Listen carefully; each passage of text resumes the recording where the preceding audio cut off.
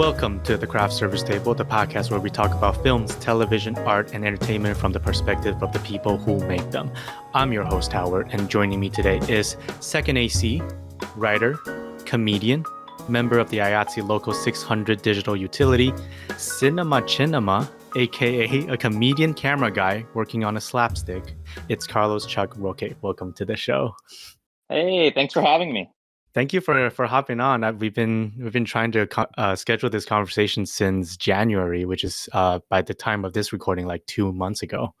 Oh my God, dude. Yeah, it's at the end of March now. Yeah, time moves fast, doesn't it?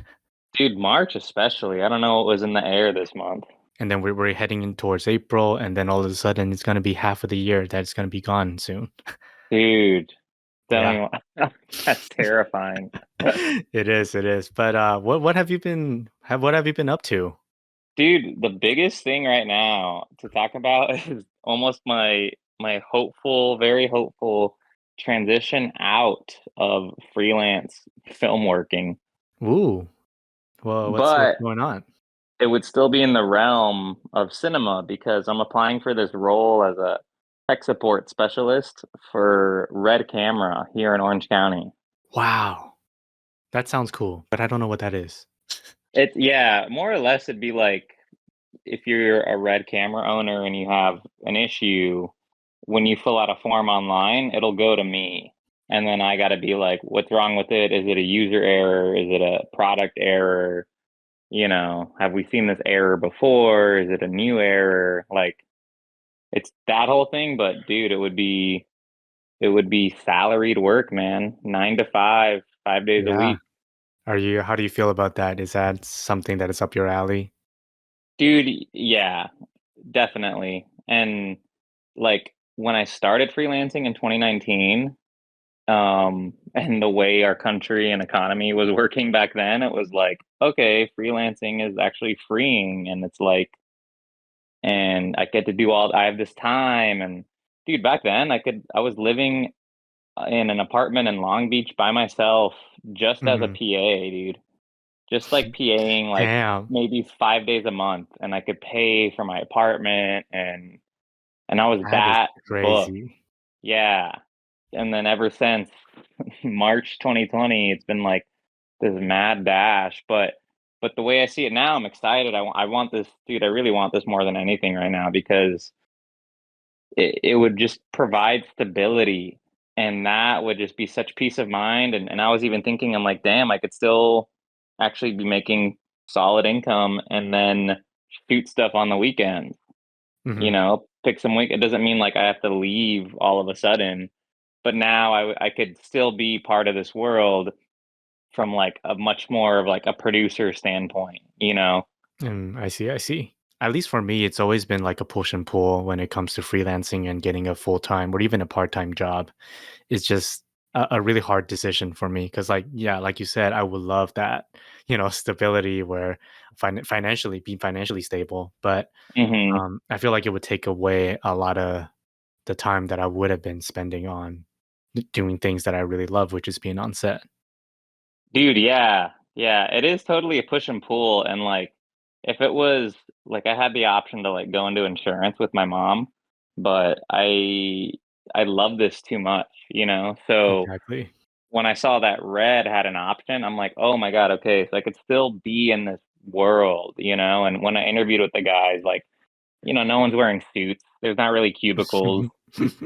It's just like people who know, it's just camera nerds trying to help out other camera nerds across the world. Hmm.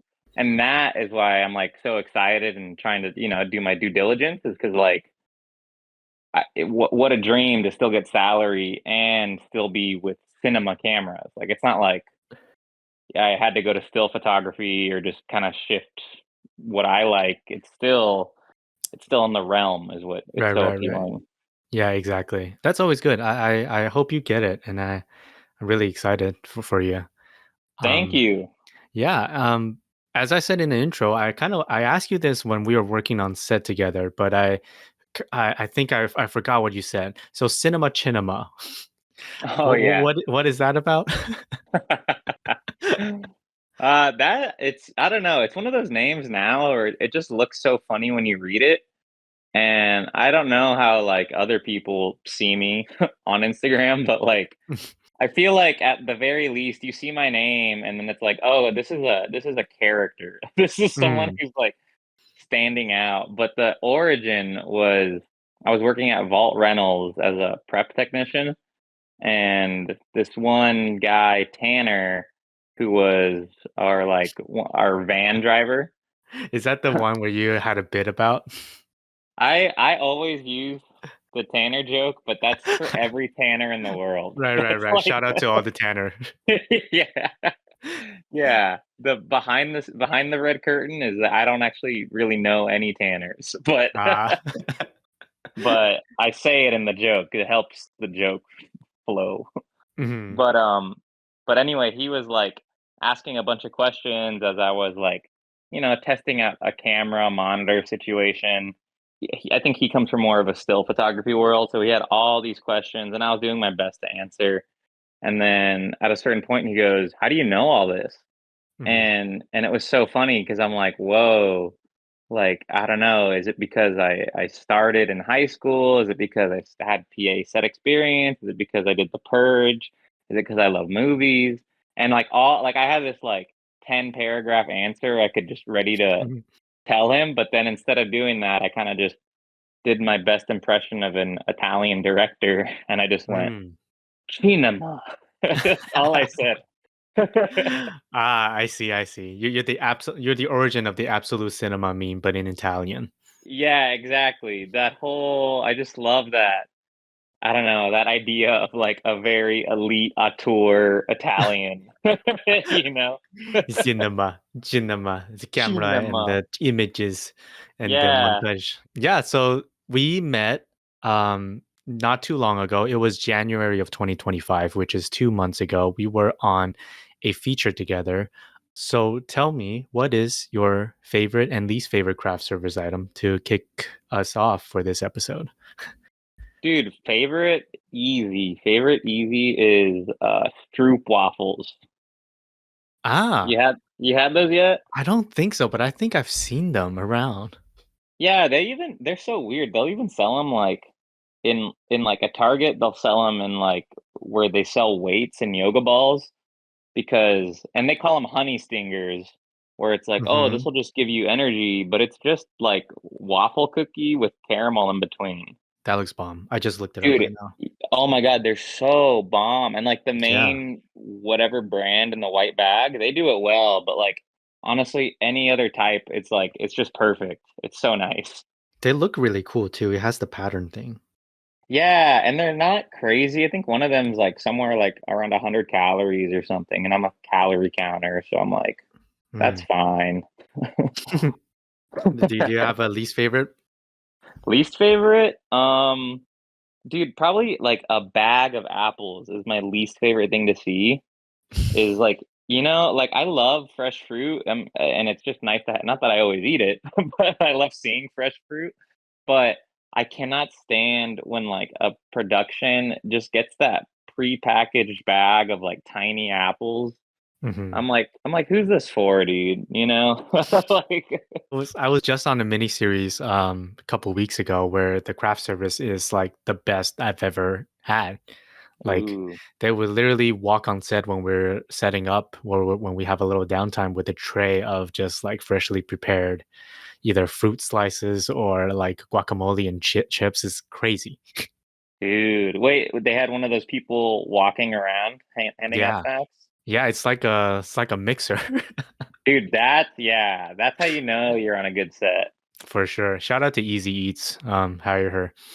Hell yeah. Hell yeah, hell yeah. So we worked on this feature in January called Most Likely, and it is an indie feature. And then we kind of bonded over. I don't know what it is. I feel like we never got the chance to hang out on set that much because I was really stressed, and Oh yeah. I just feel like we maybe just I don't know. It just you are really easy to talk to, and everyone on that set is really easy to talk to. Maybe it's because of our sense of humor, or you know, we love talking about our letterbox reviews and all that together. And this toy that Nady, shout out to Nady, brought the kendama. Yeah, our sound guy brought kendama on set, and then we would just play it every time we have downtime to a point where the AD confiscated That was the the tool. funniest part. Yeah, whatever it is, it was a really, really fun set, and I'm really glad that I got to work with so many cool people, including you. So now that we have time to actually talk about it, how was your experience on Most Likely? Dude, like yours, like it was pretty hectic for a while. We I'll say those first 3 days, because I think it was 3 days and then we had a break. Yes. Those first 3 days were brutal, man. Can we cuss? Yeah, yeah, cuss all you want, man. They were fucking brutal. Right, right, right. I Cause like remember. I got this from Sierra, the first AC focus puller, Hmm. and she called me like and she hit me up, but I Hmm. never met her in my life. How it happened was my friend Graham Kennedy, who's an incredible second AC, he's taught me a lot of really cool tricks. He was the one who was like, "Hey, are you free to do this?" And I'm like, "Oh, if another second AC is offering me a second AC role, Hmm. it could either be really good or really bad." It could either be like a job he doesn't want to do or a job he wishes he could do, you Hmm. know? And so I was like, "Oh, okay, sick. I'm gonna put my best foot forward," and ended up meeting Sierra at the prep, and then also met Pessa at the prep, and Michael then Bessa. Michael Pessa, Yeah. whose name carries a lot of weight. Yeah, apparently I didn't know that until later. Dude, me neither. No, Yeah. I would post like a picture and then people would be like, "I've been trying to work with him for years." And I'm like, "Damn, Same, dude." same. I reposted one of his Instagram posts after the fact, and then there are some like camera team and DP friend of mine who texted me were like, "You work with Pesa?" I'm like, wait, hold on. Yeah. You know him?" Dude, yeah. That is very, very cool. But so to that point, like we're working with Panavision, we're working with the Airy, I think it was the Airy S35, Alexa 35, or I Mhm. forget. I totally forget the camera now. No, it was Venice. It was Sony Venice the whole time. What am I talking about? It's been a while. It's And been 2 months. yeah, it's been 2 months because we had to go Rialto mode, even though we used it like one time. Anyway, that's getting way too nerdy. And those first 3 days were like insane because Sierra couldn't get her focus, her light ranger to really like work the way she wanted it to, Hmm. and even worse was like for whatever reason the map box backing they sent didn't really fit on one of the lenses really well. So Uh-huh. there is like a moment where like he tilted the camera. This is like day one or day two. DP tilts the camera down and the matte box falls off of Oh, the lens. right. And like by the grace of God, like the glass happened to still be attached. Like Hmm. that was still biting on the lens itself, but the matte box itself hit the ground and like everybody saw it. Ugh. And like I just remember like being rightfully scolded, not that anything was exactly our fault, but like, you're making a movie, there's so many Mhm. modular pieces and we were like trying to get through our learning curve there, but I just remember on that end of that day 3, dude, I was like, "Oh my god, like this is going to be a nightmare shoot." Like I don't know why I said yes to this. and and then after we got back, me and Sierra just started, just giving it the old college try once again. We started putting electrical tape around the lenses that were giving us problems Mm. and just making it work. Like, even though we had like a list of stuff that we wanted to get replaced or something, we just made it work in the very most caveman sense of that, being like, if Peso wants this, we're gonna get him this no Mhm. matter what. And then, oh, hold on one sec. My cat's scratching at the door. Dude, you want to hear something so hilarious? And What? I've been sitting on this since I've known you, dude. Oh my God, Ah, is it gonna make it to the episode or do I have to cut it out? I think it will, dude. My cat's name is actually Howard. No way. No way. Dude, and I know people feel weird about that because I had a girlfriend named Maya once, and at the same time had a dog named Maya, and it was so weird. That's a But little weird. Yeah. but I will say this, just so you don't feel so weird. I named him after Adam Sandler's character in Uncut Gems. Ah, right, right, right. This is how you win. This is how he wins. This is how he wins. Yeah, yeah, yeah. It's I don't how he know. bling. Wow, how we win. How we bling, you know? After that third day though, we like really got into a really comfortable swing, and you saw it. Hmm. And we started to like flow pretty easy. But I was also trying to like do my best to make sure I was the best second because it's my favorite role on a set, you know, and I've done a little of this and a little of that. But like if I had to even guess, like I feel like I'd have more fun second A seeing a big picture versus directing the photography, you know? Mm. And I think that's like a weird, I don't know how honest everyone is with themselves, but like I know a lot of people ask me all the time, they're like, "Oh, so you want to be a DP?" And I'm like, "I don't know, maybe." Like I'm sure I'd Hmm. like to DP some movies, but it's not my goal to like, "Oh, I just want to be shooting everything all the time," you know? It's like I get a lot of fun with the second AC stuff. Like on this one, I decided to keep a camera log, I which, remember that we talked about that. yeah, dude. Yeah. And I remember how hyped you were that I was keeping that. Yes. Even though there are some days you'd look at my log and there would just be a big old blank.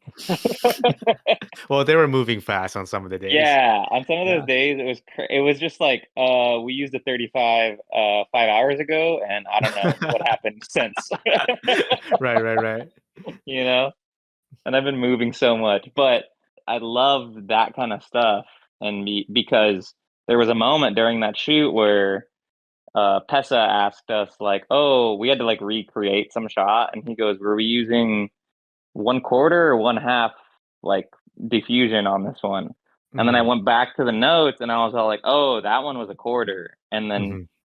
And then I remember Sierra just gave me like the biggest like thumbs up, like, "Dude, Yeah, you really like hit it out of the park with that," for because sure. they weren't even requiring you know, me to do that. I was just like, no, this is a good habit, you know, it's Hmm. good to be like always writing in this, and then if you get downtime then it's earned, you know. Exactly. I mean, But what is it yeah, about? So, what is it about second ACing that you love so much that you feel like, you could do this forever? honestly, the tape, dude. The tape. Yeah, I know that sounds so silly, but like the first time I saw like tape rolls and all those Hmm. colors, I was like, "Oh yeah," and like marking and that kind of stuff is like the my favorite actual part of it. And then in addition to like slating, but what that expanded into was I like that A, you're always busy, but B, you're always busy with like some not technology aspect of the camera department.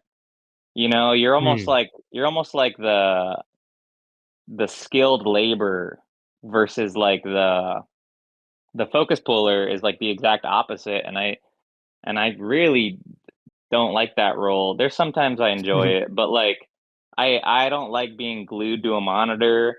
I don't Hmm. like those jobs where like if you do so well, no one knows you were there, you know, like an editor. Like me. Yeah, exactly. Like scripty Yeah. being like, yeah, you just have to like they only notice when you mess up, and that's like what I Hmm. can't stand about focus pulling. It's like so like it would crush me if I ruined the focus on like an emotional take, you know? Hmm. Yeah, the pressure is high, and it feels like it's very taxing to your eyes.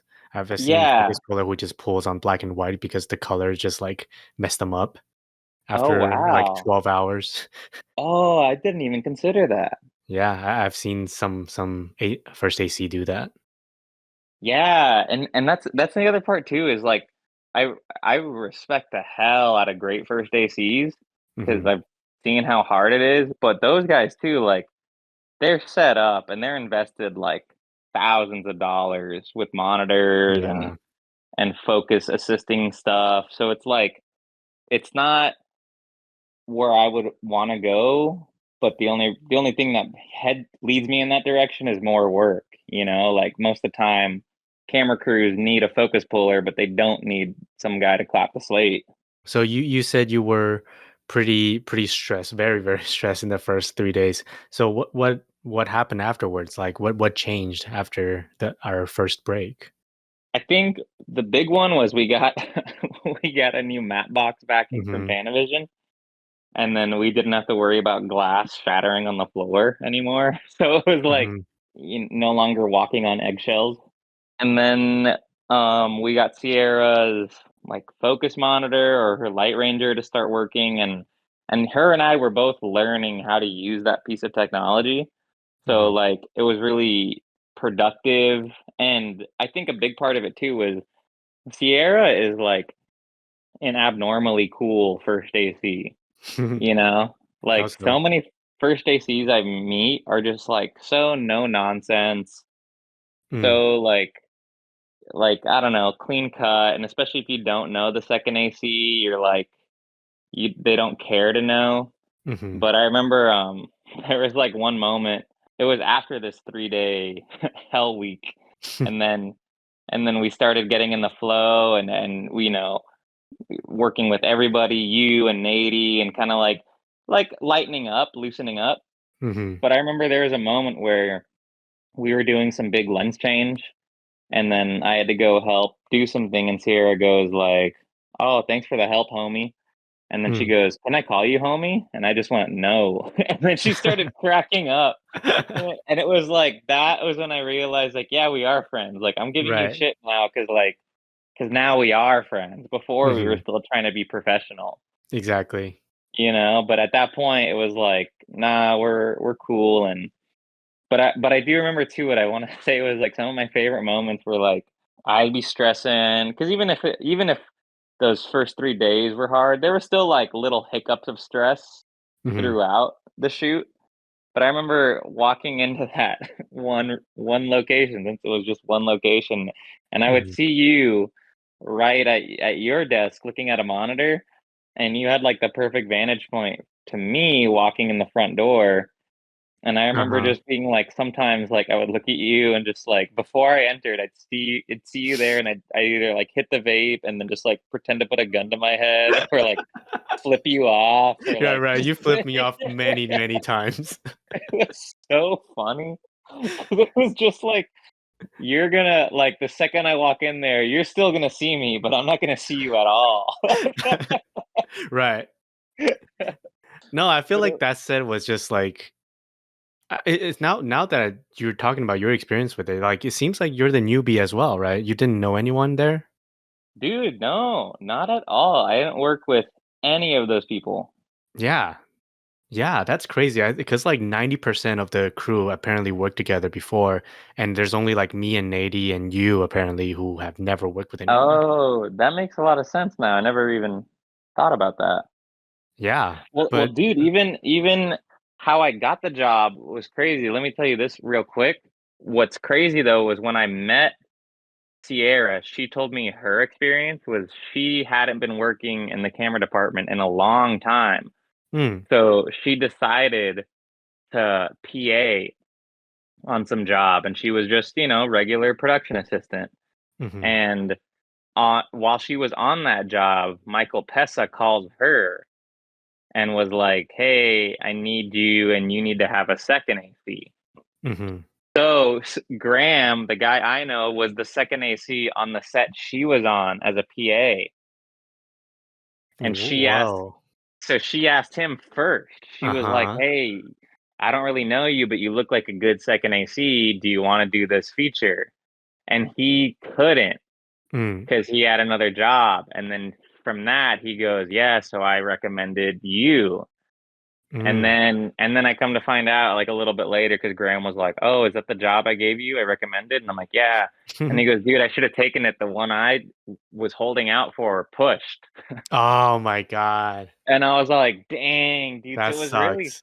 such a chance encounter, which Yeah, is the beauty of filmmaking. no, yeah, it's just like it's all about who you know kind of thing. Because how did I get onto this one? Wait, I don't even remember how I got onto Most Likely. Whoa. I remember, I remember. So I think producer Lydia, Yeah. she they were looking for a script supervisor who they've worked with before, but she wasn't available. So she recommended someone else who I know. And then she couldn't do it, so she Oh, recommended me. dude, So I got like nice. two people Yeah, yeah, connection. yeah. Yeah. That's very similar stories. I guess we were the newbies. Yeah, we were the newbies, but everyone just worked together so well, and I feel like we all came out of it having new friends and new collaborators. I definitely feel you though. Like the first 3 days where I was stressing out. I feel like I was stressing out the whole set, um, because I've never worked on a set where everything happens in one location before. Oh yeah. Yeah, and I thought it would be easier, but I was very, very wrong after the first day. Yeah. I realize everything is shot in one location, there's way, way, way less leeway when it comes to continuity. So I have to be like Yeah, exactly to know where everything should be at any given point. So that dude, made me yeah. stressed out a lot. Wow, yeah, I don't know anything about your role. I know the idea of your role and what a good script supervisor is supposed to do, but I don't know like any of like any tricks you may have or stuff like that. Oh, I have a big bag of tricks that I would love to share with you next time. Yeah. Probably not on this episode. So let's go back to where you started, your superhero origin story. So how did you get into the arts, and why did you pick like what about film that attracts you so strongly? Yeah. I think the moment was in high school, dude. So I was playing football for most of my life. My senior year of high school, I broke my arm a week before our first game. So Hmm. I was like, dang, dude, I need like a new elective. I need like something else to do. And thankfully my school, Tribuco Hills High School, they had a film program. And not only did they have a film program, they had a screenwriting program as well. Mm, And I was all like, dang, dude, like not many high schools have this stuff. So right. I signed up for screenwriting and I was excited. And then I wrote a screenplay that was like, I don't know, I was kind of like phoning it in. And then the night before the screenplay was due, I was sitting in the sauna at the gym and I all of a sudden I had a brand new idea even though Hmm. I'd been working on this one for like a month. And I was like, Okay. whoa, this brand new idea is so much better. And I just went home and I remember like in one sitting I wrote like 27 pages. And they were Yeah. like pretty damn good pages too. And so much so that like I printed a copy. I brought it to my mom because she's always been like my first publisher and editor. Hmm. And I had her read it and I'm like watching her the whole time as she's reading it. And then she just goes, "It's good." She goes, "Wow, it's good." And Hmm. like it wasn't even like I didn't even need so much support. I just needed someone to be like, "Oh yeah, it's good. There's no real errors." Hmm. And I'm like, "Sick, dude." So then I submitted that one the next day and I was like, everybody had to submit a screenplay. I think there were some groups. So like the screenwriting class had to submit something about 30 screenplays and then only 10 would be made into actual movies from the film class. Hmm. And I was like, ooh, I really hope, I would love to think that mine gets made. And then I had my buddy Daniel, who was in the film class, one of the directors, and I asked him, I'm like, dude, how'd it go? And he goes, dude, when it came to your screenplay, everyone was fighting over it. And I was all like, no way. And he goes, and I got it. I happened to get it. And I was like, dude, no way. Let's And go. then, Yeah. yeah, and I was just so hyped on this. And then fast forward, we shoot this screenplay. It's called Sell Me Your Love. And Hmm. it's still to this day probably one of the proudest I've ever felt. And then fast forward to the award ceremony portion of it. dude, that movie swept, dude. I think it won Mm. everything but like best supporting actor. It like Did it you- didn't It all it happened didn't in your win. high school? Dude, yeah. That's crazy. Yeah, it was insane, dude. And each one of those like moments I brought up in that, like the lightning bolt moment in the sauna, the Hmm. mom validation, the people fighting over it, and then like the the sweeping, the ultimate sweeping. I Hmm. was like, oh my God, like that's when I was like committed. I was like, I love this feeling so much. I loved every process. And I was also like, I remember being very cool about, I want to see how he directs this. Like, it wasn't Hmm. like, oh, it's my story. I should direct secretly, without my Hmm. name on it. But I just remember being like, dude, I love getting to watch the words that I wrote and how they get translated. And people are always like, oh, there's always that horror story of like the movie you write won't get made. They're gonna change your baby, Hmm. 100 Right. times. And that was not my experience whatsoever. I was like, no, dude, that's like exactly how I imagined it, like Hmm. that And was even better, perfect. probably. And even better, and it was funnier, and it was so wholesome, and like Daniel was cool enough to be like very open to ideas all the Hmm. time, and let's just shoot that idea. And like, but yeah, ever since then, it was such a high that like I'm still to this day trying to like meet again, you know? The love of movies started from my parents, and just like watching all the classics, but we would always go to the movie theater over here in Irvine at the Spectrum, Hmm. and like our whole family would just movie hop all day long. Like we'd watch three movies, we'd go watch one thing, and then we'd, walk out in the hall and make sure no one was there, and then just go walk to another one. And Right. like it was just this comfort, and like I just remember, I don't even know if we did it every weekend, but like that was like, to me right now, is like how I remembered most of my childhood, Hmm. was like doing that.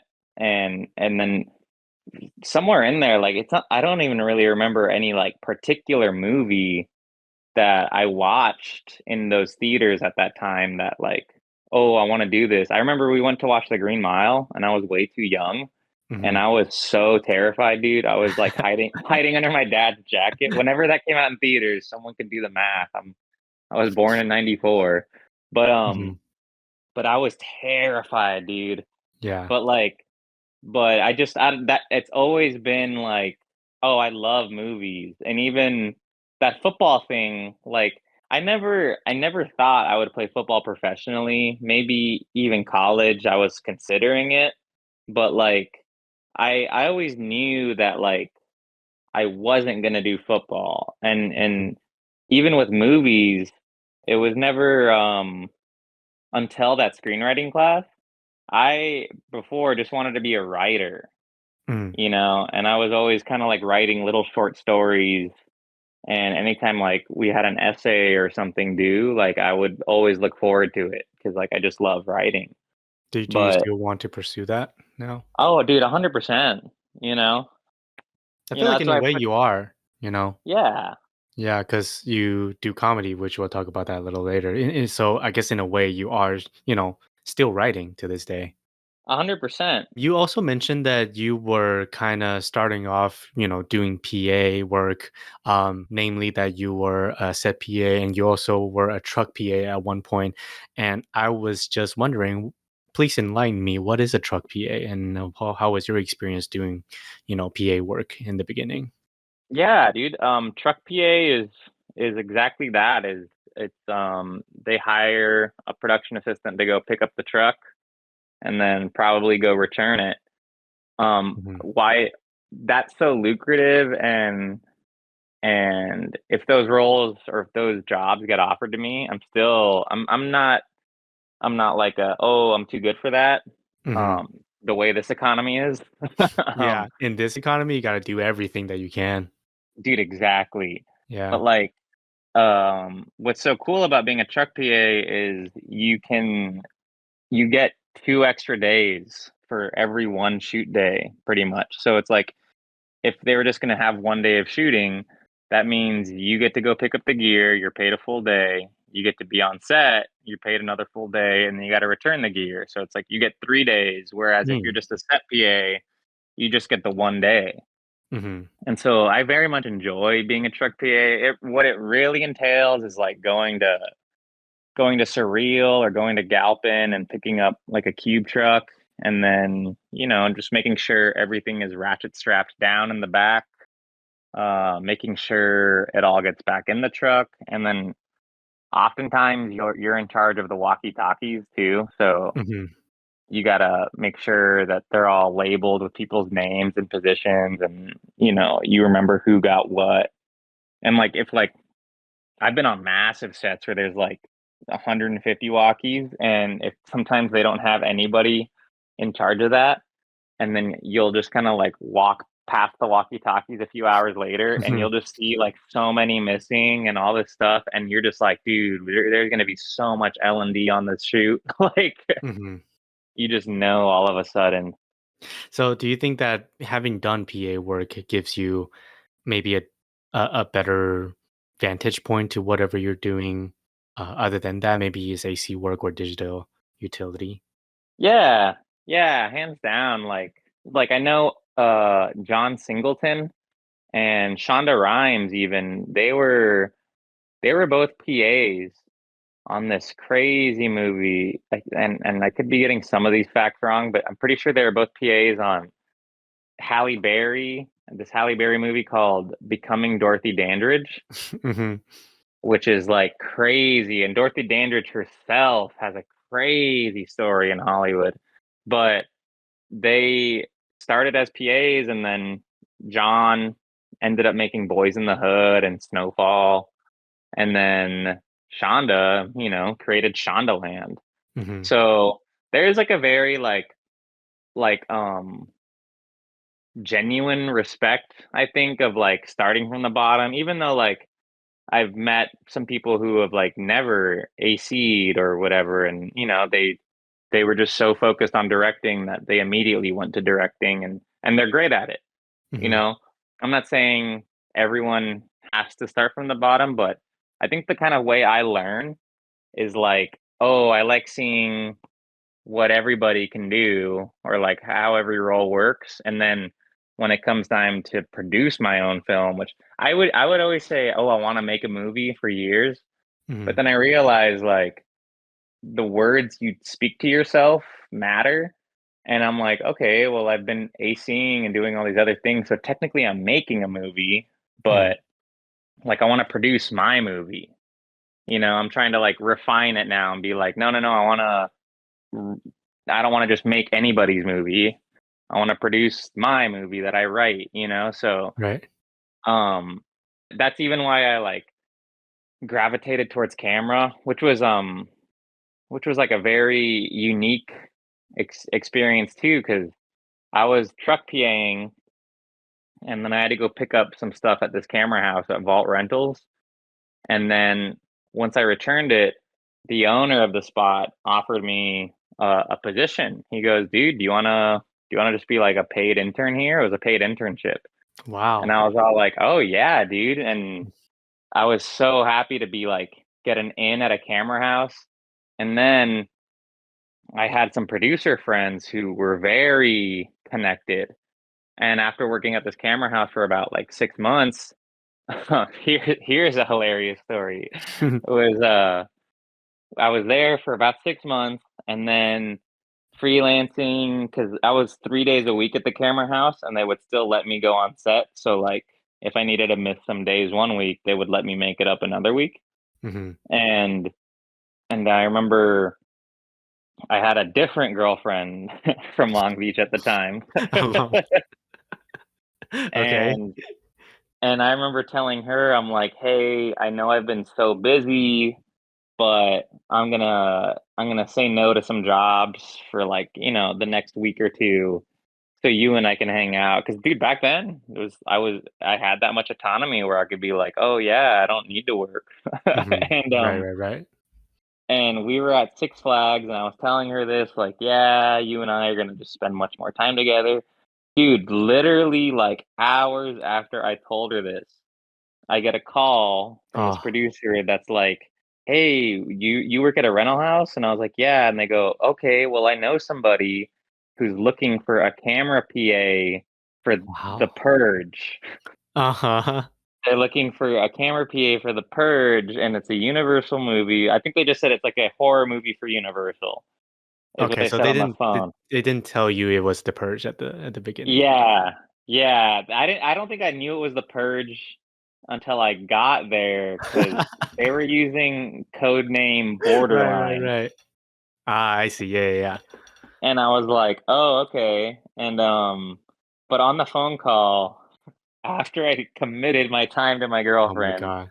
they go, "Yeah, the thing is, this starts in like 2 days, and Oh my God. we need you for like the next 30 days. Are you even Uh, available?" And I was just like, dude, literally, it was like a movie where I looked over at my girlfriend and she's all smiling, and I'm just like, yeah. I just was that's like, yup. painful. And I just, dude, and her and I ended up breaking up like literally halfway through that shoot. Oh my God. It just fell apart at a certain point. And you know, I don't regret too much in my life. And even that I was like, yeah, we were, you know, this was the life I chose for myself. And if I were to say no to these things, then I would have just been a resentful boyfriend. You know, we weren't meant to be together. Mm-hmm. But that Yeah. experience really was the catalyst. Wow. So you kind of, when you're starting to tell this story, I was like, oh, you serendipitously like, oh, it just became like a camera person, and then it had also like a very bitter ending to that. You know how you got into camera team and starting to build your resume, starting with the Forever Purge too. Like, goddamn, that's a crazy Yeah. credit to have. So you are officially titled as the digital utility person on the Forever Purge. Um, Yeah. yeah. So what did you do exactly there? What is a digital utility person, and just how was the whole experience doing that movie? Man, dude, that was incredible. That was like akin to the writing my film in high school experience. It was like it was such a milestone in my life because I remember walking.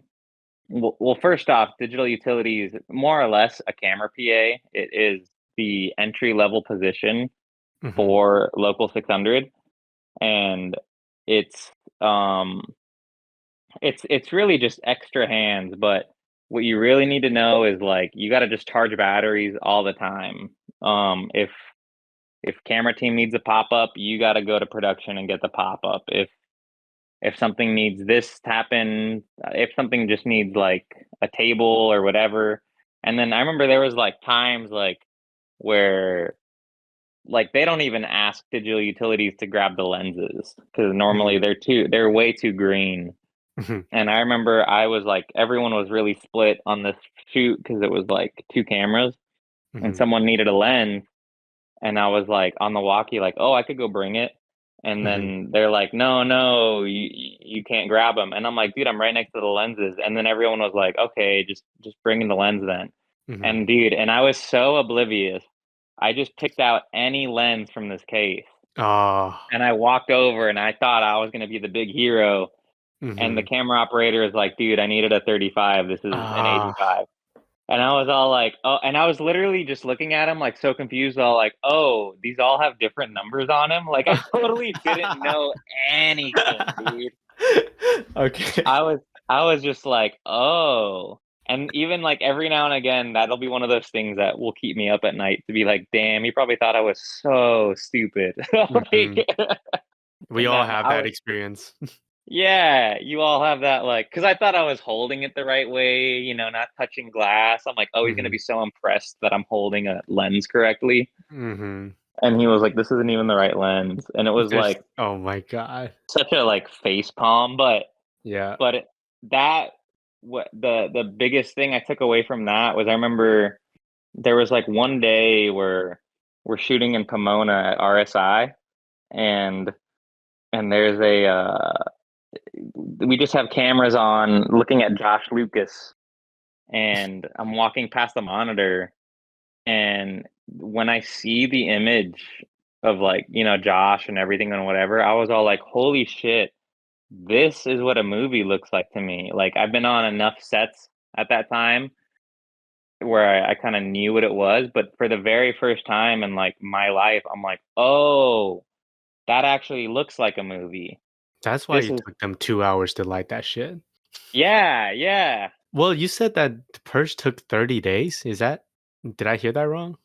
No, 100%. 30 days. That's Yeah. crazy. Wow. It was crazy too, because like to join local 600, you need exactly 30 or union days in That's the what I was camera gonna department. ask you. Like, that's how you got into union, right? Dude, and that's how I got in. Sheesh. Damn.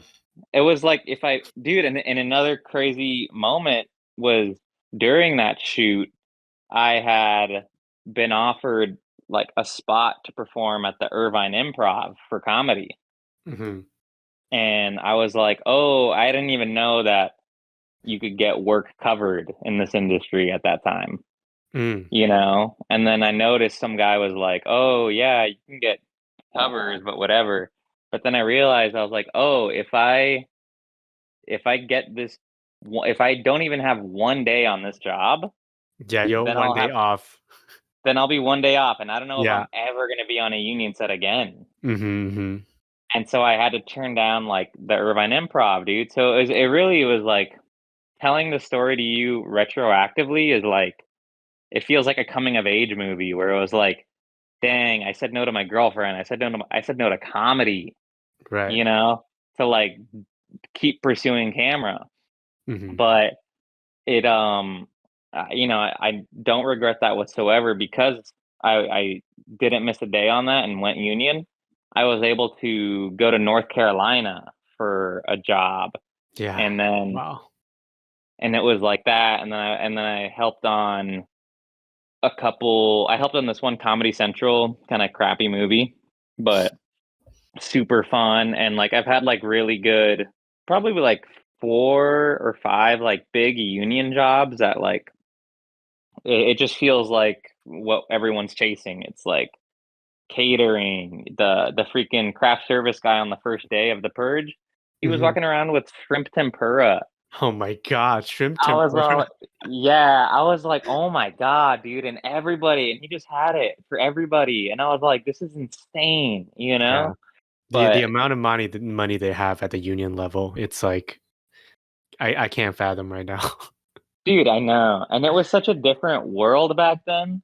And, fast forward to now is like, I haven't paid union dues in a while. I owe, but like, also no one's getting a call, dude. I haven't gotten a call for a union job in forever. Yeah. And so I think I just want to say though that I'm still grateful that I got to experience those things for a little bit, even if it wasn't the goal was to make a career out of it. Like I'm very, very lucky, grateful, gracious every single day to be like, dang, dude, I was eating like shrimp tempura on the Universal lot. Mhm.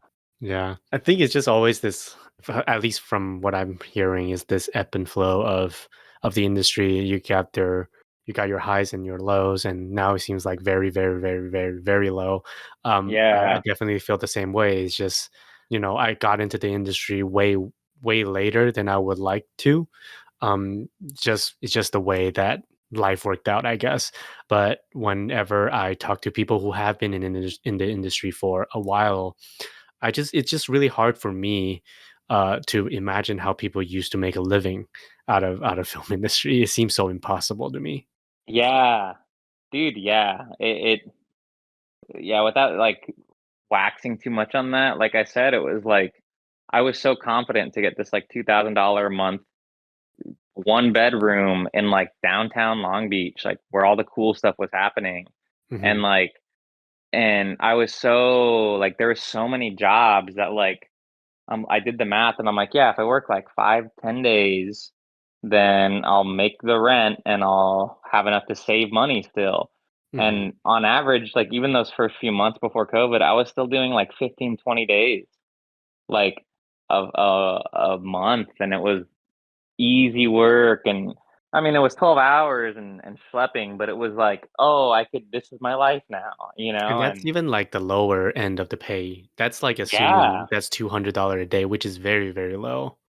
yeah, dude, that Yeah. back then it was 300 a day.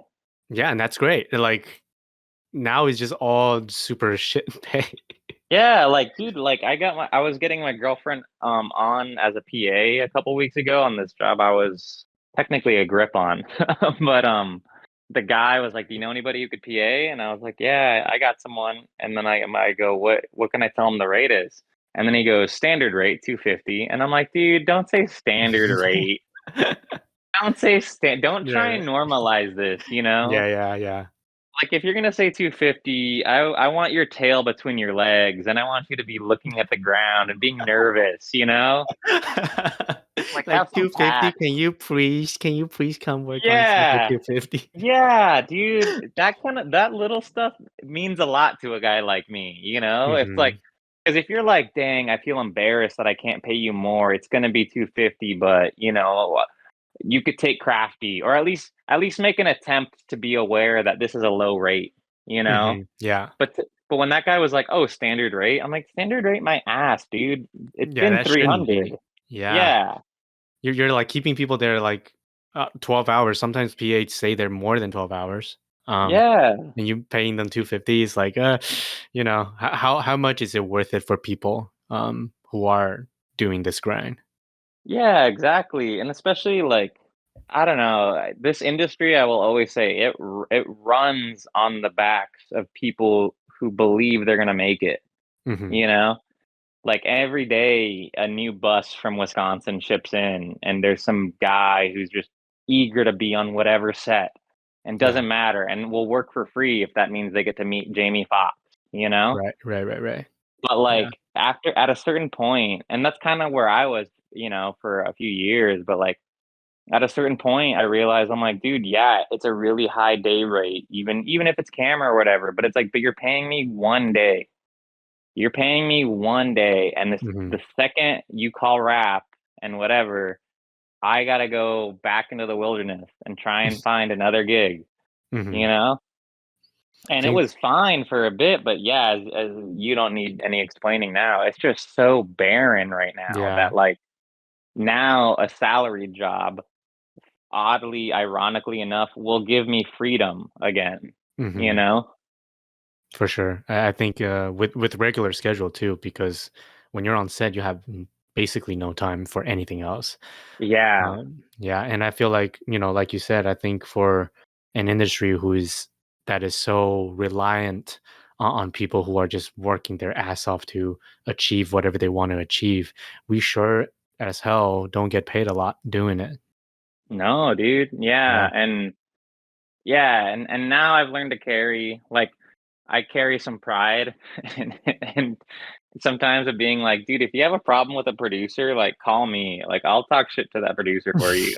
I think especially nowadays, I don't know if you've worked on one before, but especially this past year, verticals has been just sweeping the city of Los Angeles everywhere. Oh Everyone is working on yeah. vertical, and their pay is always really, really bad. And a lot of the stories that I heard is that most of the budget went to the producer, most of the budget went to the director, and all that. And while meanwhile paying you and me garbage rates. Yeah. Yeah, so that's I mean, kind I even of the saw like economy. on a bigger scale, I'm sure you've heard that Anora spent 3 times their budget just Yep, to just to push their movie for the yep, Oscars. I saw that. And that puts a really like odd stink in my mouth. Like I get Mhm. it's your money, I guess. But what was so funny was I saw this guy comment who's an incredible grip. I've worked with him a couple of times. And on that post, he goes, "Dang, so you're telling me they could have paid my full rate?" Yeah, And I they was could all have. like, dude, that's where it's messed up. Where Yeah, that's where it's messed up.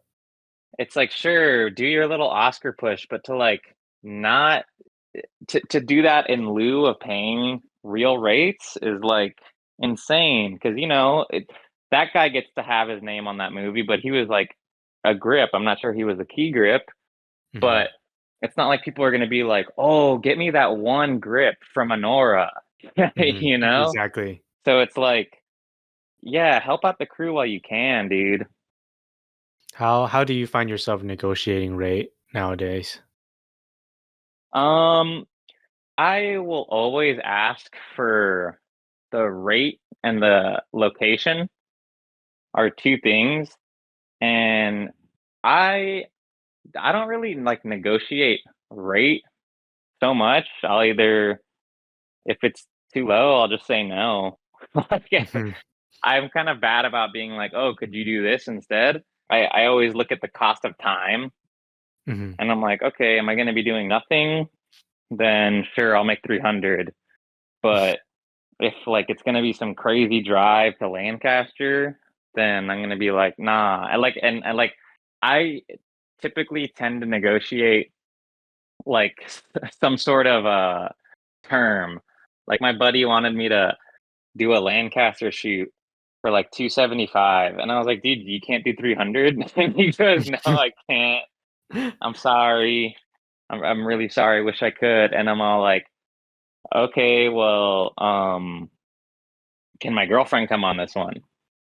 And then Hmm. he goes, "Oh, maybe I have to see if they need another PA or whatever." And I'm like, "Because the only way I'll do this is if I can carpool with her, and if she's on this job, like, then don't make her a runner, like, or we can't both be car PAs Hmm. because the only way I'm saying yes to this job is if I have someone to carpool with all the way up there." Hmm. Because That's interesting. Yeah. that is like a thing with me. Like, I don't mind. I love a long drive. I love a road trip, but by yourself, it's so bleak. In You LA know? traffic too, like kill me. Yeah, exactly. And then that's when, like, the thoughts of being like, man, I'm just kind of like wasting my life away in this car. Versus if I got to, like, go to a job with my girlfriend, we're hanging out, and then it's like beneficial for them too, because it's like, okay, no hotels, or if we have to get a hotel, it's just one. Hmm. But it's always stuff like that. I try to, like, negotiate some sort of, like, term or perk. But yeah, if the number's off, I'm really cool about just being like, Yeah. nah. That's it. That's really interesting. That's a good tip. I might use that in the future Yeah, to get my yeah. friends on stuff, you know? Exactly. Yeah, yeah. You just gotta, like, you gotta know when you're getting fucked. And that doesn't mean you always say no. It just means Just be fight for aware. yourself so you get fucked less basically.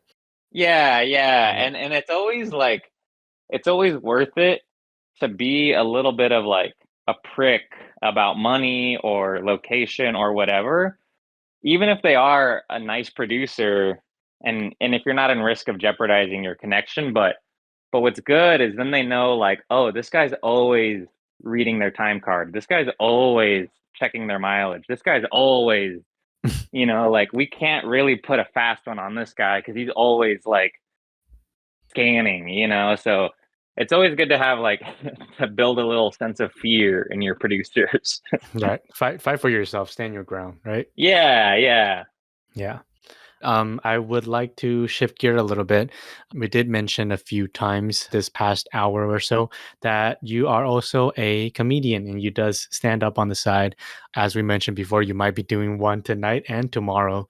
So how did you get into comedy and how's that working out so far? Oh, that one that one started in college. I went to Cal State Fullerton, and it was a sitcom writing class that our professor encouraged us to do stand up, just to work on timing, is what he said.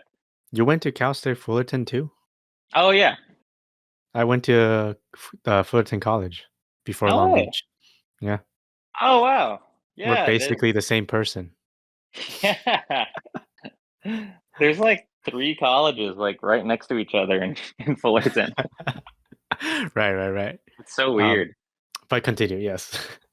Yeah, and he just mentioned it as like, "Oh yeah, would help your timing." And I'm like, "Okay, let me try my go at this." And then I went to an open mic in Irvine, and the first time I ever went to an open mic, I just watched. I was like, "I'm not even gonna go up. I just want to see who I'd be up against." Mhm. And then I watched them all, and I literally was like, "Dude, I could do so much better." Like, I Mhm. just had this cockiness, this confidence where I'm like, no, a lot of those weren't that good. And then the next week I went up and I did pretty dang good. And I was Hmm. all like, oh, this is fun. And then, and then eventually everybody bombs. Hmm. And I think that is the real moment you find out if someone's personality is a comedian. Because if they come back, then it's like, okay, they're here for it. Hmm. But sometimes, people just can't, that embarrassment, that awkwardness just breaks them, you know? I And mean, so I can't even imagine, that happening to me. Like it seems the cruelest and the most awkward and embarrassing thing ever. dude, Bombing at a show. Oh my God, that's fucking harsh. at the mic last night, the guy who went right before me, he lost his fantasy football and that was his punishment. and then me and my buddy Dariush went up there and he goes like dude, that was your punishment for fantasy football and we're dumb enough to come up here like every night and no one's Mhm. punishing us and we just voluntarily do this. So But what is it about comedy though that like you just feel like you want to do it even if it, is stressful sometimes or you bomb, you know? I don't know, dude. I think with comedy it's just so fun. Even the way I interact with my girlfriend, she has had like a lot of trauma in her life. Mhm. And one of the things I think she really appreciated when I met her was like I would make like really like I wouldn't pull punches with my jokes. Like and not that I'm like making fun of anybody who's like gone through shit in her family, Mhm. but when she would tell me something, like I would kind of just say the first like I wasn't going for edge, but I was like, "Oh, if this is funny, I'm just gonna make a joke about this." And Right. like and kind of like taking all of her bad baggage, so to say, with like this just sense of like, dude, yeah, I don't really care that this happened to you because it doesn't define you. Like, I love who we are when we're hanging out together. I'm not like, oh, your history isn't perfect. I don't really give a shit at all. you know, I prefer to just uh try and keep my voice unique and whatever I'm reading or doing during the day or observing, I just want to bring that to the stage instead of being like, this is how Anthony Jeselnik does it. Mhm. But yeah, with I think it's weird because lately, oftentimes I'm like, why am I here? Because sometimes I wonder like, am I not getting camera roles because people are just afraid to trust a comedian? Or like, What should does I? that mean? Sometimes I wonder with like camera department, like I heard that image is everything with camera department. Mhm. So like you got to look clean. Your cart has to look clean. Your car should be clean. Like everything about you should be like you shouldn't look messy. You should look Uh-huh. really professional. And sometimes I wonder like, oh yeah, would anybody trust, some guy who's always making jokes to like hold this camera? And turns out they do pretty often. Pretty often I've been trusted with valuable or what is it? Good. Priceless piece of equipment. Right, right, right. Except for that matte box that fell. Except for that map box. Exactly. And sometimes I've wondered that where I'm like, yeah, what am I actually doing here? It all kind of feeds into like the I don't really regret even joining film when I did because like when I'm having fun and when I'm making people laugh, like I think obvious answer, like making people laugh is just so fun. But Mhm. when I don't have anything to do, I love now it's almost like a hobby where like, oh, I'm just gonna look up what mics are happening tonight.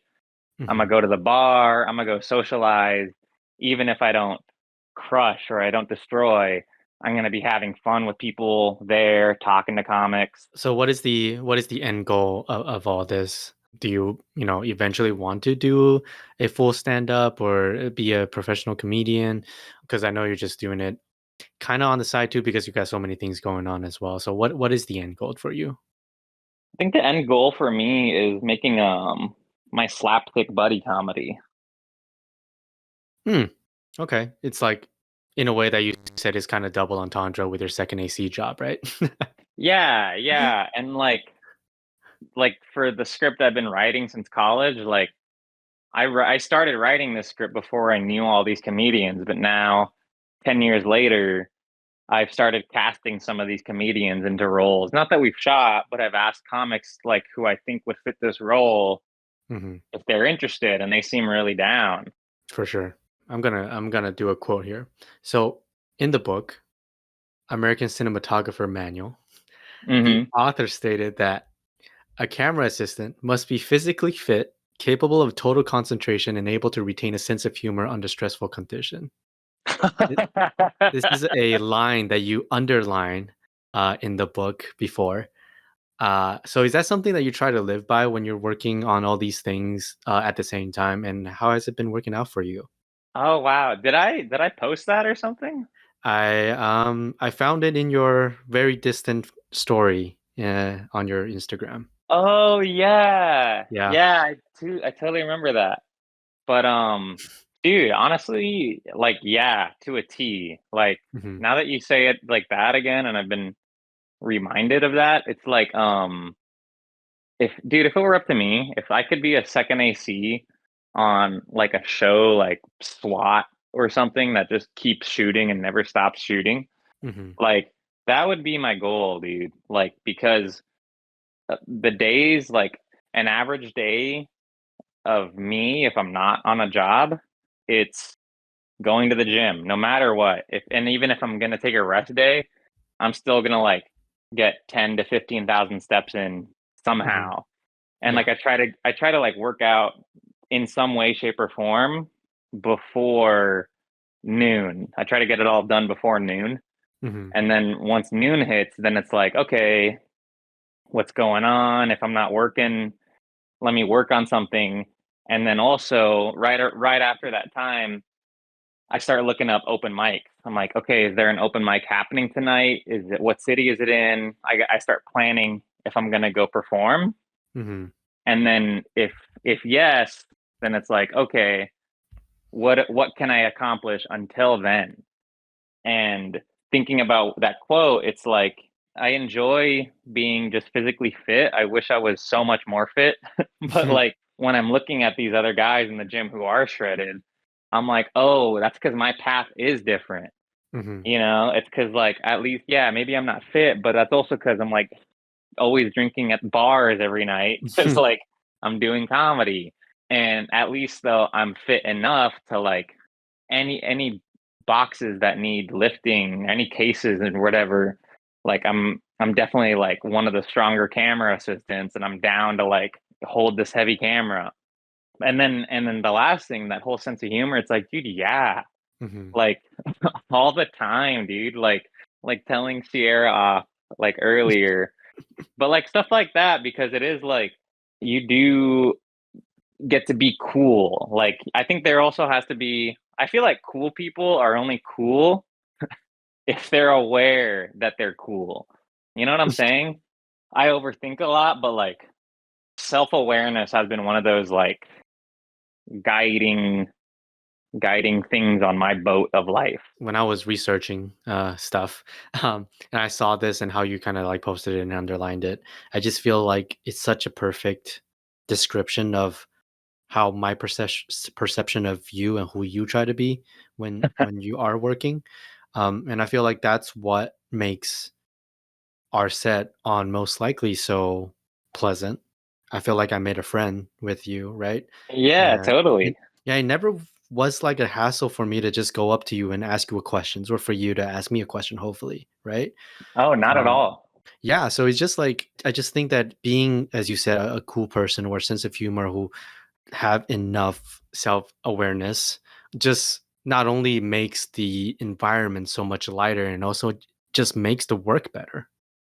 Yeah, dude, and that kind of stuff. Like, I'm a big sucker for compliments and flattery, but that kind of stuff, like, really is what keeps me going, dude. And Hmm. like, and understanding, like, okay, someone enjoyed, how I was on set, and there was a big moment with yet another ex girlfriend.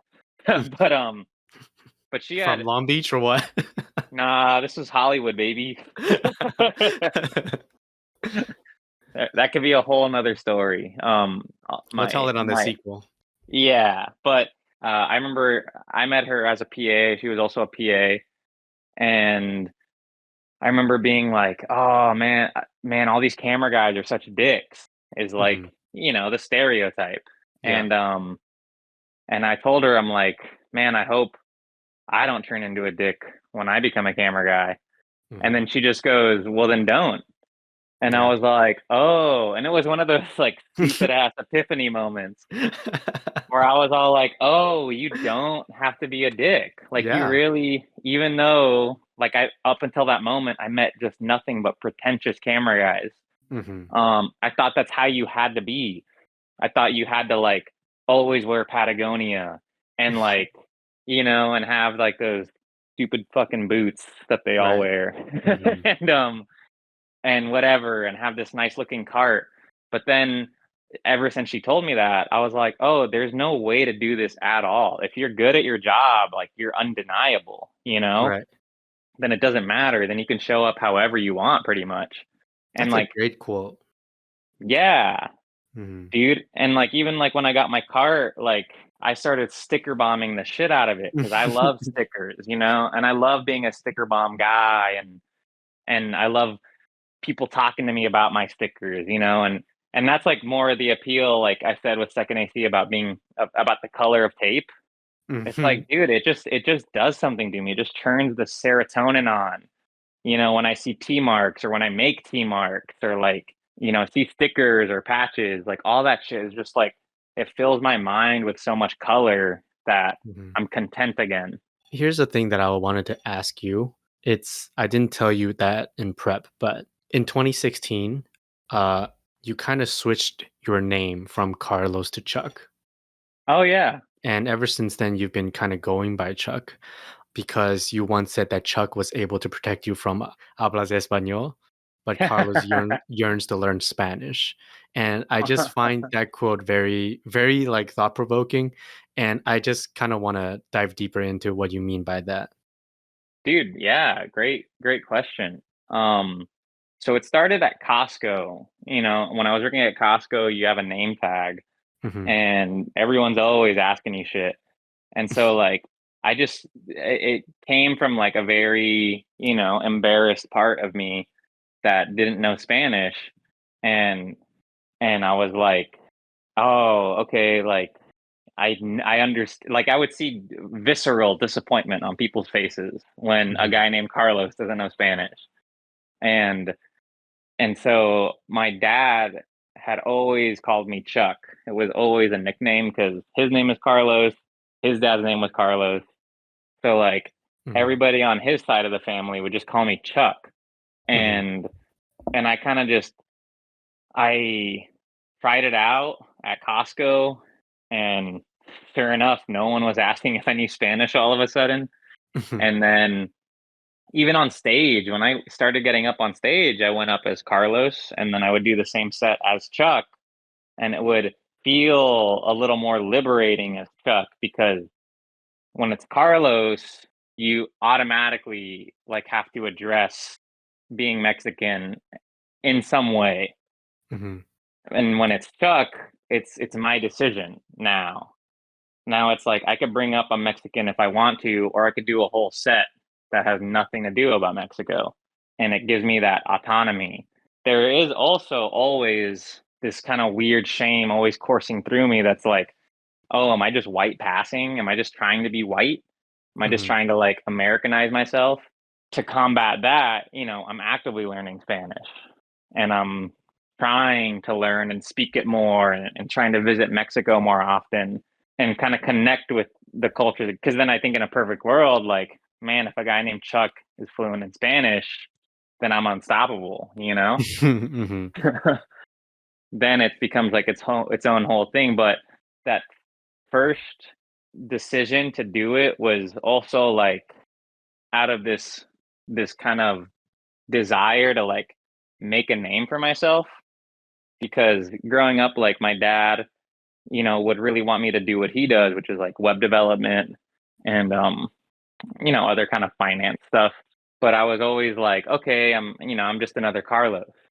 But Mhm. the second I started going by Chuck, it kind of had this like really cool effect. Oh, I have made a name for myself. I literally turned my nickname into a name that a lot of people know now.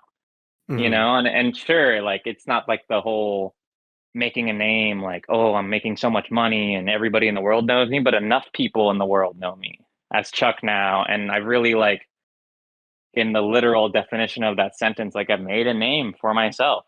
Yeah. So from your point of view, has people been perceiving you differently or treating you differently, Carlos versus Chuck?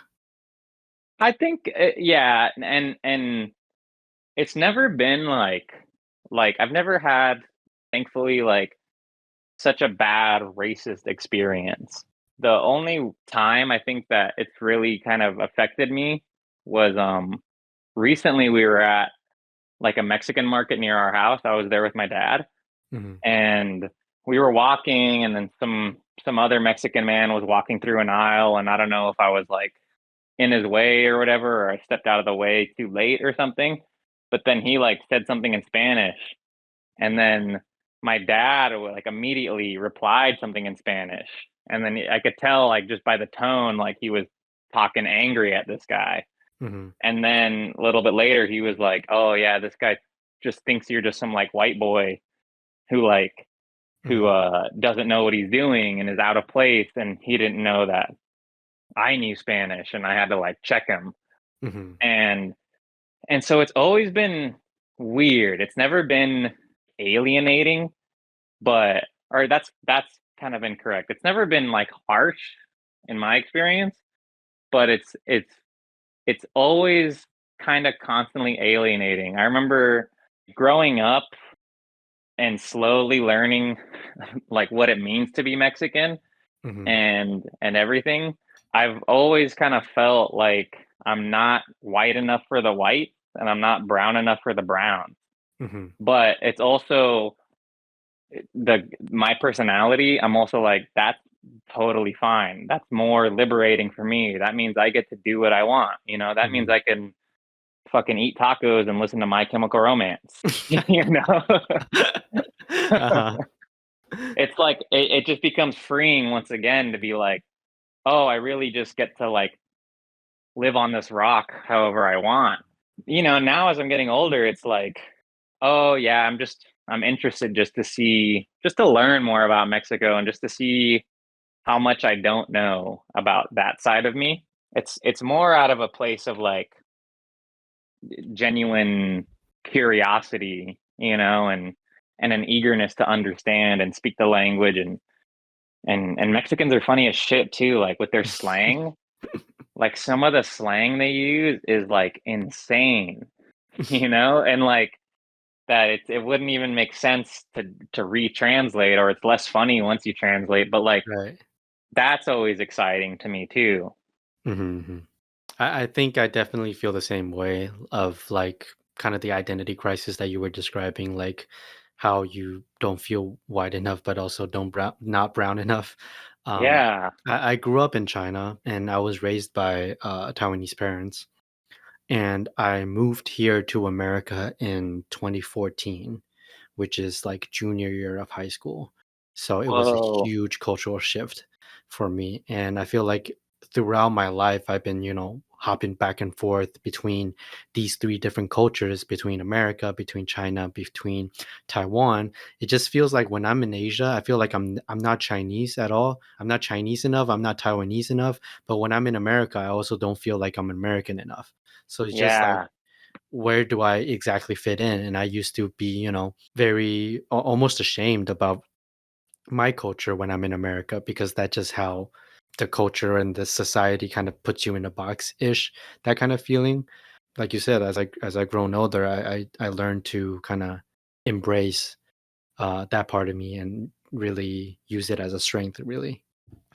Speaking of which, any war stories that you would like to share? This is a reoccurring segment where we ask our guests some of the horrifically memorable moments they've experienced while working.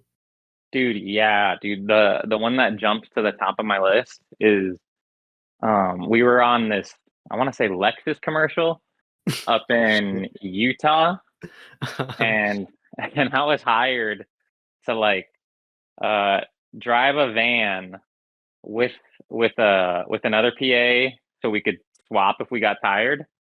Mhm. All the way from here to Utah. Okay. And it was like an 18-hour drive, and we pulled it off, and then 18 or 12, I don't know. But and anyway, we get there and it was such a long day, and then and then the guy, John Jones, that was the producer, John Jones. Uh-huh. Um, he was like, "Hey, thanks for making it. Um, you guys kicked butt. You guys are gonna have the day off tomorrow, and then we got some other PAs coming in that are gonna do all the pickups, and then we're gonna shoot the very next day." So Mhm. we're like, "Sick. We did this long drive. We have a day off tomorrow. It's gonna be so fun, dude." The very next day at like 7 a.m., he texts all of us and he goes, "Hey, I need you in the lobby right now." And we're like, "God fucking damn it." And so we go down there and he goes, "The other PAs missed their flight." so so we're over here in this town called Bonneville Flats, which is it's a salt flats. It's like all salt on the ground. And if you Uh-huh. notice, they shoot a lot of car commercials there Right. Okay, because I might know where that is. Yeah, yeah. yeah, they shoot hella commercials because apparently it's really good to try to break speed records over there because there's Yeah. like a lot of not like a lot of open space, and Yeah. apparently it's okay to drive on the salt. But then also you get like free bounce from the ground, Yeah. and so everything just looks automatically brighter. And so we're in this tiny town of Bonneville, which is like population 800, and the closest city is Salt Lake City, which is Uh-huh. like an hour and a half drive on this like one lane highway that like it's illegal to do a U-turn on. So once you're on Mhm. it, it's like you're just on it. And so we had to go pick up these PAs from the airport and then fucking help them do all the work they're supposed to do. Mhm. And then so You're we a go, PAPA. yeah, we're a PA. All of a sudden, Yeah. on my day off, I got two jobs. and so we go there, and then and I also the producer had some crazy fucking like instructions because he was like, "You'll take this van over there, but once you get there, you're gonna swap your van with this guy, and he's gonna take your van." So it was some weird little car swap thing, and then Okay. I was supposed to stay in Salt Lake and pick up some shit at Home Depot, and I'm Mhm. like, "All right, sick." And I met up with the PA. He's driving the client back on this hour and a half highway. I'm driving to Home Depot, which is like 45 minutes away. Dude, I get to Home Depot and I realize I don't have my wallet. Oh my god. I don't have my wallet with all the petty cash because Uh-huh. it was fucking hurting my butt on the drive. So I left it in the other van, Oh. and I call that guy and I'm like, "Dude, can you come back?" And he goes, "Dude, I can't do a U-turn on this road." Like I gotta literally drive all the way back to Bonneville, Holy shit. drop them off, and then come back again. So I got to do this hour and a half drive back to back to get you your Oh. wallet back. And I was all like, "Oh my god!" And so like, I remember I was smoking cigarettes at the time. I just had a cigarette before I called the producer, and I was like, "Hey, boss." We really need this cigarette. I really need a smoke right Yeah, now. yeah, like, as bad as it was, I'm like, "Dude, I can make a minute for a cigarette because 'cause I'm about to get my ass chewed right now." Yeah.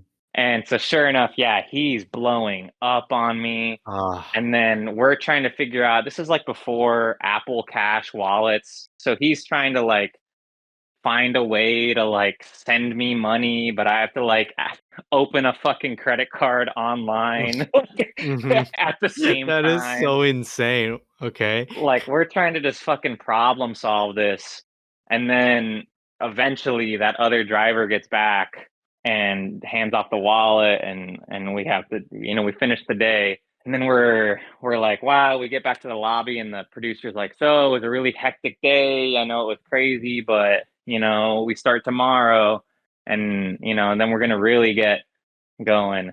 Dude, so here's the crescendo. There's a crescendo. Okay. Yeah.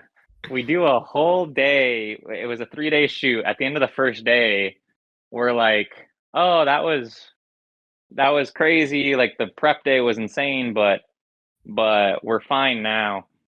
We're leaving set, which is like a 5-mile drive back to base camp.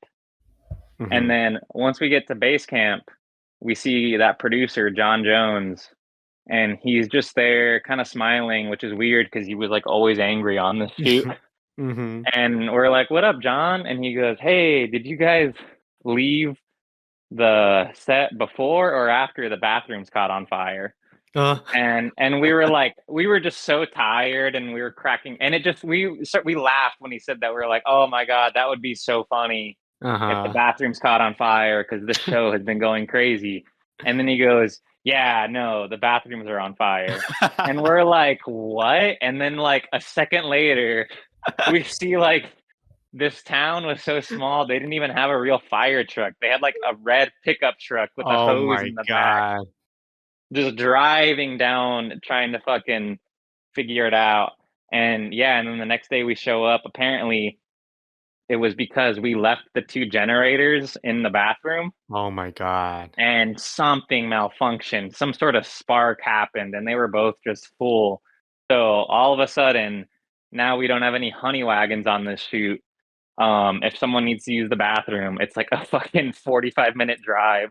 Holy shit, that's nightmare. Dude, it was just insane. And then it was, imagine nothing but like bad vibes like that the entire shoot. There was one day where like a different producer called me into like the motorhome, and she goes, I don't know what's going on with you guys on this shoot, but don't think that your job is secure just because you drove the van up here. Like, if I really don't like you, I'll buy you a plane ticket and send you home right now. And I was like, God damn, you guys really hate us. That's fucking harsh. How long was the shoot? I think in total it was 5 or 6 days. 5 long 6 days. Oh my god, 5 long hot days, dude. And then the coda, the little coda to the story, my friend Brad, who's like a really talented DP these days. We washed the van, it's all filled up, we're almost home stretch, and then he needs to get a receipt for the gas. And then for whatever reason, the cash register or the employee there, like, he was like, oh yeah, sorry, like I kind of like messed up your original receipt transaction somehow. So for it to make sense, I filled in the gap with another product. So like I just charged you for like one more random $1 thing, and it happened to be tobacco, like a blunt wrap. He added on this receipt. Okay. And the guy's all like, dude, no, it can't be that. And he's all like, what? Look, it's the same amount you just spent. I just fixed the problem a different way. Yeah. And he goes, no, dude, like, one of the rules of petty cash is you can't buy alcohol or tobacco, or else the whole transaction's voided. So literally, I remember just filming him. He was like almost on the verge of tears trying to get this guy to just give him a normal receipt. And the other guy had no idea why this receipt was so important to him. And he was just like, and we're like 5 minutes away from returning the van, but we're just stuck there for like another 40 minutes. And I was like, dude, this is like just punishment. Like somebody's just punishing us right now. Is what's going on. What a nightmare of a shoot. Dude, nightmare. Never even saw the commercial. They ran out of budget in post. Yeah. They just decided to take the loss on it. Oh my god, that's freaking brutal. It reminds me of because I PA too, when I'm not doing script supervising. It reminds me of this story that they sent me on a run to pick up something in Pomona. and I was driving from Burbank, which is Ooh, quite a drive. yeah. But fortunately, it wasn't peak traffic hours. There was a little traffic, but not too bad. So it took me like 45 minutes to get there. Hmm. Yeah, it's like very similar story. I drove 45 minutes to Pomona. I parked and I realized I forgot my wallet. Oh my I was God, like, oh dude. my fucking God, I'm gonna die. And I was like Yeah. searching in my car because sometimes I leave cash in there, and then I looked everywhere. There's just nothing there. And I was just so ready to like walk up to someone and be like, "Can you give me cash and I'll Zelle you right now just to get some money for this run?" Because I need to like buy something for the company. Yeah. Yeah, and the card is in my wallet. And then all of a sudden I realized, oh shit, Apple Pay. So I called them and then realized, do you guys take Apple Pay? And thankfully they were like, yes. I'm like, oh my God, thank God. Oh my I didn't God. mess this up. But yeah, dude, ever since then I've been keeping my wallet really tight in my pants. I know, I know. Ever since that time, dude, I swear, I'm like, when I feel my butt hurt because of my wallet, I always think of Utah, and I'm like, nah, just live with it. Just live with it. Right, live with it. You're gonna thank yourself later. Yeah, if it's my own personal car, sure, but if I'm in a rental, I'm like, there's no way I'm putting the wallet anywhere on this one. Yeah, That's so that's funny. That's a great war story. Thank you for sharing. That's incredible. Yeah, it had everything, dude. It had fuck ups, it had bathrooms on fire, it It had has the desperation throughout. right. It has first act, second act, third act, and an epilogue. I mean, damn, what a beautiful story. Which this is a beautiful segue. Speaking of story, Oh yeah. yeah. So we kind of talked about this a little bit in our prep. So you kind of want to talk about the role that cinema plays in the history of storytelling, and kind of stemming from this idea or this question of, if it wasn't for cinema and filmmaking, what would you be doing? So yeah, enlighten me on that topic a little bit. Yeah, yeah. This comes from like that job interview. That's what they asked me, and it was such a left field question, but I learned so much about myself because I thought I would probably be doing an English teacher somewhere, because that Mhm. was my minor was in English, and I've always loved writing, and I just love every aspect of like, not only like, okay, we're going to read the Odyssey, but then also the grammar of it. Like, why do these words work? You know, Mhm. why are we using this instead of this? And like, from like cave paintings to where we are now with like Honora, Mhm. versus like stuff like Red Dead Redemption. Like, there are moments in Red Dead where you talk to an NPC, and this shit that they tell you, you're like, oh my God, that in itself would make a great movie, would make a great Mm. short story, would make a great anything. Right. And I've been so cinema guy for so long, like movies, movies, movies. But with the shifting times and everything, and even with like just good movies in general, it's hard to pick because like there's so much good TV these days, Mhm. So it's like no longer just a question of what's a beautiful 2 hour story. Now it's like, well, look at these beautiful 12-hour stories. Right. And I remember mentioning in the form you had me fill out, like I was bringing up Philip K. Dick, Mhm. and he's one of my favorite storytellers of all time because his own story, his autobiography or his biography is so fucking incredible because this guy, I don't know if you know anything about him, is he wrote a bunch of sci-fi stories that none of them made a movie adaptation till after he died. But Mhm. the biggest one was Blade Runner. Mm. This guy ended up writing Blade Runner. He wrote Minority Report. He wrote Paycheck. He wrote The Man in the High Man in a High Castle. Castle, A Scanner, Darkly. Yeah, Mhm. A Scanner Darkly.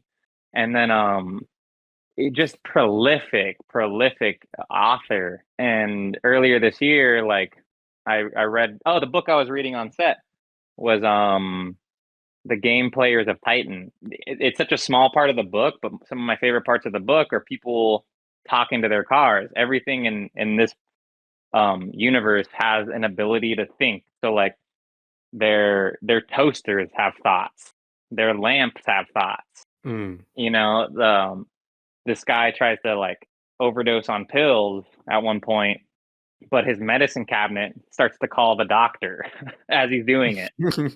You know, so it's like they all have like it's like that Japanese idea that like everything has a soul, and you really really feel it. And I thought what was so cool was like this book was published in like 1968.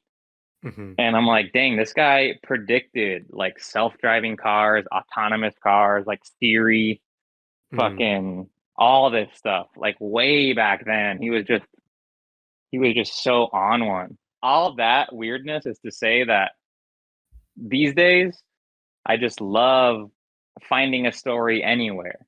And it's no longer about like, oh, let's see, like put me onto a good movie. If it happens to be a good movie and a good story, it's like great. But if someone could tell me something about like the history of this painting or something, or why that car is so expensive, you know, I'm very interested in every element of story. Yeah, and I think you're right. I think there is a story in everything if you just look close enough, right? Yeah. Yeah, and Um, I saw some like guy on Instagram yesterday trying to make this argument that like movies aren't stories, that movies use stories. And I'm like, shut the fuck up. I'm like, shut the fuck up uh-huh. entirely. You know? When you're saying movies aren't stories, but they use stories, because his argument too was like, oh, well, paintings aren't stories. Like if you look at a painting, you know, where's the beginning? Where's the middle? Where's the end? I'm like, dude, I could tell you. I Yeah, that's just, I could mean, fucking tell yeah, you. that's kind of an L take. I'm not gonna lie. Yeah, it was a total L take. It Mm-mm. was just very academia based take that I was like, dude, whatever. Yeah, kind of like those like pretentious, like higher class, like, oh, art is has to be Yeah, this way, whatever. yeah. It was so like, oh yeah, no, let's just keep splitting hairs on something that's so fun till it's not fun anymore. Right, right, right. You know? Well, that's great. Thank you for talking to me for this long. Are you ready to get into the lightning round? Yes, yes, I am. Yeah. So biggest pet peeve on set. Jaded crew members. JD crew members. Yeah, I would agree with that. Most difficult responsibility as a second AC. Um, Probably I would say like filters. I hate when you have to change a filter and then I get it all smudged up. That's probably the hardest, just to not get smudges all over it. Mm. Most underrated piece of equipment. Ooh, underrated piece of equipment. Oh, dude, the slider, the Dana dolly, the Dana dolly. What about it that's underrated for you? Dude, people sleep on it because everyone wants a real dolly or all this other shit, but it's a pretty cheap rental to get. Hmm. And those little creep-ins will add so much cinematicness to whatever you're shooting. Yeah. If it Whatever, if works, it people would just, works. yeah, if people just would, if amateur filmmakers would take the camera off of a tripod every now and again and put it on a slider dolly, dude, they will like literally night and day. It'll add so much emotion to your movie. Yeah, honestly, yeah, I would agree with that. What's closer to the purest joy, having a fully loaded coffee machine on your camera cart or having to build your own pinhole camera? Coffee. Coffee. Yeah, when I saw that, I was like, yo,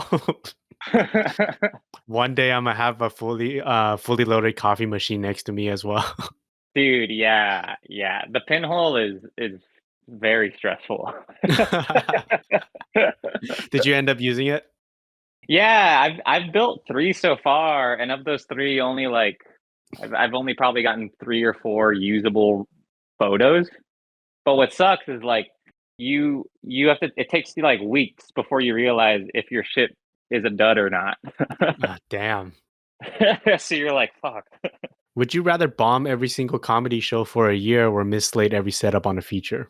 Oh my god, dude. Oh my god. I don't know, dude. Oh, that's so tough. That's so tough. Probably bomb, because there's a way I could come back from that. But you can't come back from mislating. No, if you miss Slate for a whole year, dude, will never call you back. No, for You a know that, feature. for a whole feature, Just one feature. Yeah. but you missed every Slate. Yep. Yeah, dude, no, hell no. Good call. Good call. I would agree with you, honestly. I'd rather bomb. Because you could come back the year after you bomb and be like, you could play off of how bad you were. Right. And then also like what are the chances that the audience member are gonna be like, cancel this guy? This guy fucking sucks. You Yeah, know? yeah. Where I like when I you're on know a people who film. bombed for a year, and they're great people. Yeah, I feel like if you actually mess up on a feature, like words travel fast. It's a small town out here. Everyone knows Oh everyone. yeah, Yeah. yeah. That's a hard one though. That's a great question. Thank you, thank you. One of your favorite films and one. Just pick one. One of my favorite films, dude. Always one. Reservoir Dogs. Great pick. Why that one? Well, I remember it was like a movie that this girl I liked recommended, and also my mom was very like, "Oh, this is a good movie." And then when I finally saw it, I think everything right with like it's a heist movie, it's Tarantino, it's fun. They don't show the heist, but I think the subtext there is I'm like, "Oh, this movie's so violent and there's no women in it at all." And women seem to like it. There is still like, the women in my life still seem to find something of value in this really violent movie. Hmm. So I think that's when I was all like, oh, like it people's movies tastes are just so interesting. One of your favorite filmmakers. Doesn't have to be a director. Oh, that's a great question. Gotta go Richard Linklater though. Nice. Do you have a favorite from him? Favorite would probably be Slacker, his debut, because that was just so inspiring. Biggest fear. Biggest fear would be I don't know, dude. Probably letting my parents down. Disappointment. Yeah, disappointment. Like nothing really. Like I mean, actually, I was gonna say nothing scares me, but roller coasters also scare the fuck out of me. Oh yeah, hell yeah, brother. I don't fuck with those. I don't fuck with those. I'm scared of height a little bit. I like there's I the thing is I like him, but there's like a couple I can't do that it terrifies me. Are tennis balls green or yellow? I think they're green. That they are green. Green, team green. Another one. I've been asking this question to every guest. Team green, y'all. Okay, last question. Favorite podcast and why is it this one? Because you're on it, dude. Because I got 2 hours of Howard, bro. The cat Howard or me Howard? No. I get too much time with the cat Howard. We didn't spend time at all with our two week feature and 12-hour days where we I flip each other know. off. Those are some of my most cherished memories, dude, of being like, I'm about to walk into set right now, but hold on, let me give you the finger. All right. That's what makes the set fun. Yeah. Yeah. Okay, yeah. So that's the end of our episode. Any last words for the listener out there, and also like any recommendations, anything you've seen, anything you've heard, anything you've done recently that you would like to recommend to everyone.